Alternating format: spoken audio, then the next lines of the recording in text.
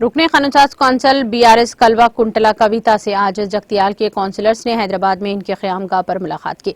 रुकने असम्बली जगतियाल संजय कुमार और रुकने खानुसाज कौंसल एल रमना की क़ियादत में जगतियाल के कौंसलर्स ने के कविता से मुलाकात की। वाजराई के कौंसलर्स की जानिब से जगतियाल में नायब सदर नशीन बल्दिया के खिलाफ तहरीक अदम एतमाद के नोटिस पेश की गई। कविता ने कहा कि बीआरएस पार्टी ने सबको मौका फराहम किया है, मुस्तकबिल में भी यकसा मौके फराहम किए जाएंगे।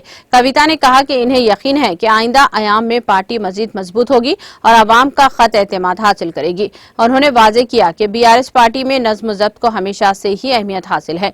रुकने कानूनसाज कौंसल बीआरएस ने कहा कि हुक्मरान जमात को की अवाम दुश्मन पॉलिसियों के खिलाफ जदोजहद की जरूरत है।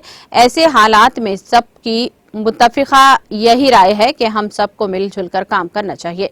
कविता ने कहा कि तमाम कौंसलर्स तहरीक अदम एतमाद पर फिर एक मरतबा गौर करें। कविता ने की हिदायत पर कौंसलर्स ने तहरीक अदम एतमाद से दस्तबरदारी अख्तियार करने का फैसला किया है।